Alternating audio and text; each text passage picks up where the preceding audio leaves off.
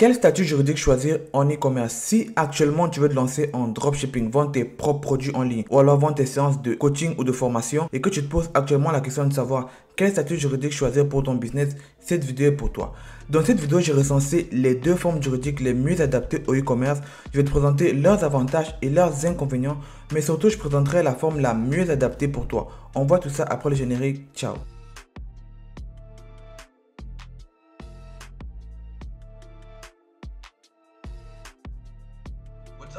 Moi, Willy de Madrid, j'espère que tu vas bien parce que moi, je vais super bien. Et si ça ne va pas, mon gars, t'inquiète, ça va aller. Je parlais récemment avec un ami qui a une entreprise de marketing digital et qui me disait ceci. Lorsque tu entres dans le processus d'être un entrepreneur, il y a deux choses qui sont certaines. La première, c'est que tu vas te rendre très vite compte que ton premier million, tu ne le feras pas aussi vite que tu le pensais. Et la deuxième, c'est que quoi que tu fasses, tu finiras par payer les impôts. Si tu t'es déjà lancé ou tu songes réellement à te lancer dans le e-commerce, tu dois très vite te familiariser avec le côté légal du business. Lorsque l'on fait du commerce en ligne, on n'a pas de lien direct avec le consommateur, ce qui veut dire qu'il ne sera pas capable de vous payer en cash ou alors de vous remettre l'argent en main comptant. Ce qui va se passer, c'est que vous aurez besoin d'une plateforme de paiement ou d'un processeur de paiement pour pouvoir récupérer l'argent.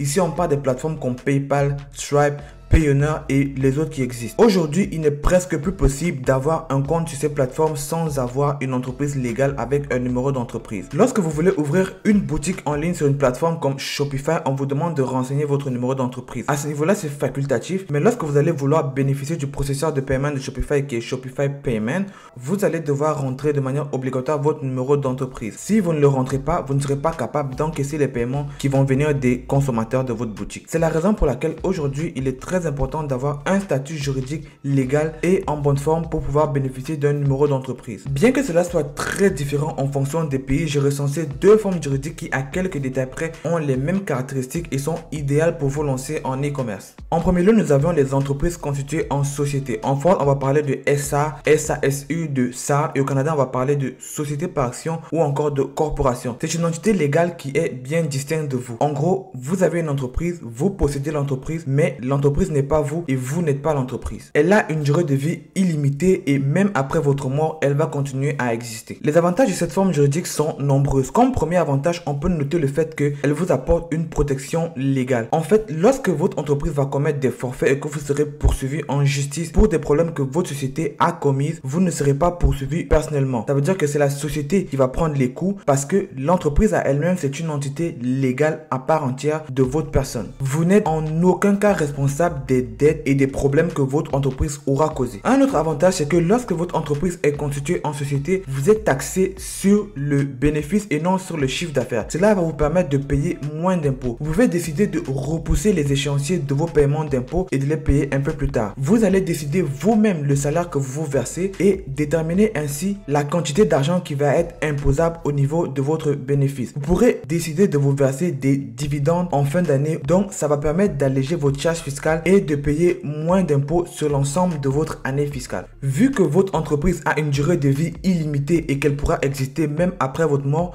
vous avez la possibilité de vendre la société. Par exemple, si vous décidez de monter un business sur 2, 3, 4, 5 ans et que vous atteignez un plafond, vous n'avez plus envie de faire ce business-là, vous avez la possibilité de vendre votre société à une autre personne. Et enfin, vous avez la possibilité de faire des associations. Vous avez la possibilité de vous associer avec d'autres personnes et d'aller chercher des levées de fonds pour votre entreprise. Bien qu'elle ait beaucoup d'avantages, une entreprise constituée en société a aussi des inconvénients. Le premier inconvénient, c'est qu'on ne peut pas créer une entreprise constituée en société juste en un claquement des doigts. C'est très difficile à créer. Vous aurez besoin d'être accompagné pour pouvoir faire cela parce que c'est beaucoup de paperasse. Vous aurez besoin d'une équipe de fiscalistes et vous aurez besoin d'une équipe de juristes pour pouvoir par exemple rédiger vos statuts juridiques. Un autre inconvénient, c'est que cela coûte cher d'avoir une entreprise constituée en société. Ça va nécessiter des frais à l'année, des frais de gestion que vous devez payer. Vous aurez peut-être besoin d'avoir une équipe qui sera dédiée à la gestion de l'entreprise au cours de l'année. Enfin, il faut savoir que lorsque vous allez aller en entreprise constituée en société, il n'y a plus de chemin en arrière.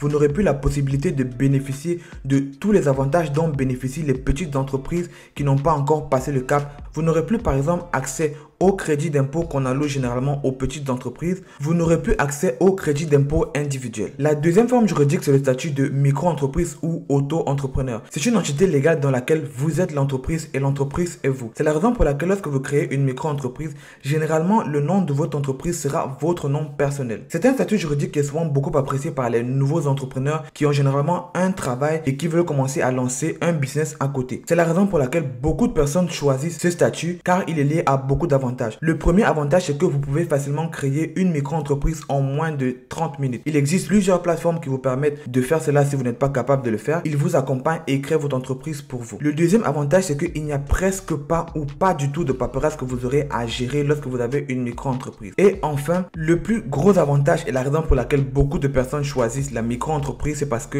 lorsque vous êtes en micro-entreprise, vous allez bénéficier d'exonération. Ça veut dire que lorsque ou alors tant que vous n'avez pas atteint un certain chiffre d'affaires, vous n'avez pas besoin de déclarer ou alors de facturer et de payer la TVA. Ce qui est un très gros avantage quand vous vous lancez parce que vous allez mettre beaucoup de temps à pouvoir dépasser le chiffre d'affaires qui sera votre plafond. Donc ça va vous permettre de mieux apprendre le business et de savoir les rouages avant de commencer à déclarer. Bien que ce soit un statut juridique qui a l'air très attrayant, il faudrait savoir qu'il a aussi des inconvénients. L'inconvénient majeur, c'est le fait que vous êtes responsable des dettes et des problèmes de votre société. Vu que vous êtes votre société et que votre société est vous, si votre société commet des délits, si par exemple vous vendez un produit nocif sur la peau d'un client, le client est en mesure de porter plainte à votre société et cela veut dire qu'il porte directement plainte à vous. Donc vous êtes garant de tous les problèmes de votre société. Le deuxième gros turn-off de ce statut juridique, c'est le fait que lorsque vous êtes en auto-entrepreneur, vous payez beaucoup plus d'impôts que les autres statuts juridiques. En effet, lorsque vous êtes en auto-entrepreneur, vous êtes taxé sur votre chiffre d'affaires et non sur votre bénéfice. Ça veut dire que si vous vendez un produit à 100 euros, toutes charges comprises, on va vous taxer sur les 100 euros et non sur votre bénéfice, ce qui va faire que vous allez payer beaucoup plus d'impôts que vous ne devrez en payer. Ensuite, il faudrait savoir que lorsque vous êtes en micro-entreprise ou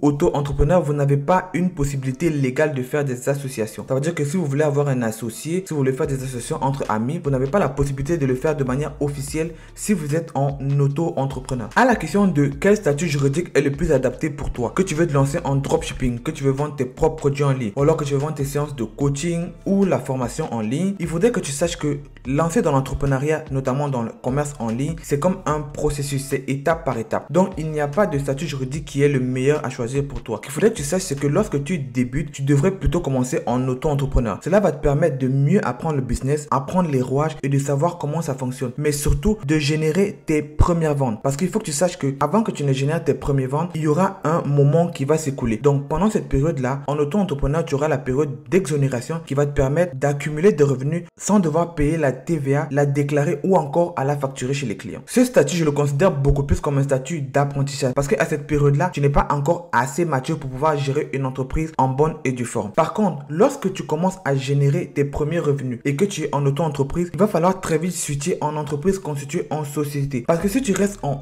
auto-entrepreneur, tu vas être taxé sur ton chiffre d'affaires et non sur ton bénéfice. Ça veut dire qu'une fois que tu commences à générer beaucoup d'argent en auto-entrepreneur, l'argent que tu auras gagné, tu vas le réinvestir dans des frais pour pouvoir créer une entreprise constituée en société. Donc, tu vas voir un juriste, tu vas voir un fiscaliste pour être conseillé de manière à bien faire ta migration. C'est très important. Il faut bien le voir comme des étapes d'évolution. En micro-entreprise ou auto-entrepreneur, tu es encore un enfant qui ne connaît rien à ce que c'est qu'une entreprise et comment la gérer. Aussitôt que tu fais de l'argent, tu t'entoures de toutes les personnes qui vont permettre à ton business d'aller à un palier beaucoup plus élevé. Donc, c'est comme une étape de transition parce que chaque étape est adaptée au niveau de maturité que toi tu as en tant qu'entrepreneur. Parce que l'erreur que beaucoup de personnes font, c'est qu'ils restent en auto-entrepreneur, ils commencent à générer beaucoup d'argent jusqu'à ce qu'on leur envoie la facture des impôts. Le statut d'auto-entrepreneur n'est pas fait pour les personnes qui gagnent beaucoup d'argent. C'est fait pour des personnes qui se cherchent encore, qui essaient de mûrir en tant qu'entrepreneur avant de pouvoir migrer à un statut supérieur. C'est pour ça que lorsque vous êtes en auto-entrepreneur, vous devez avoir dans votre tête des étapes. Vous devez avoir un gap. Vous dire par exemple que je suis en auto-entrepreneur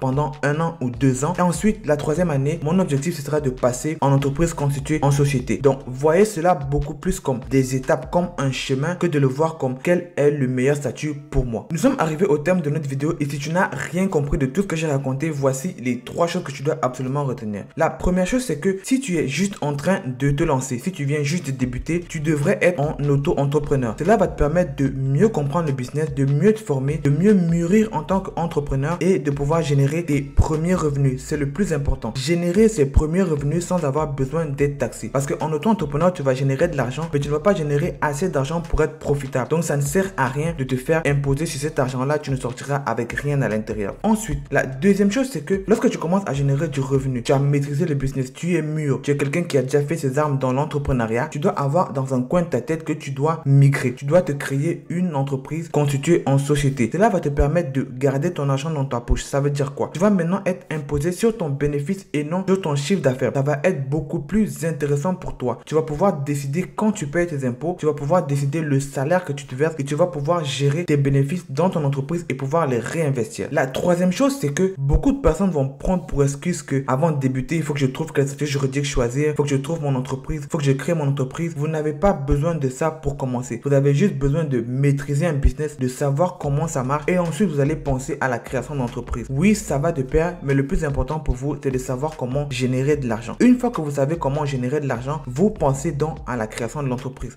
Ça ne doit pas être ni un frein, ni une excuse pour vous de vous empêcher de vous lancer dans votre chemin entrepreneurial. Si tu es déterminé à te lancer dans le commerce en ligne, si tu as décidé qu'en année 2023, tu vas tout déchirer et que 2023 sera ton année, moi, je t'encourage et je te dis que sur ma chaîne, tu as toutes les vidéos qui peuvent t'aider à débuter dans le commerce en ligne.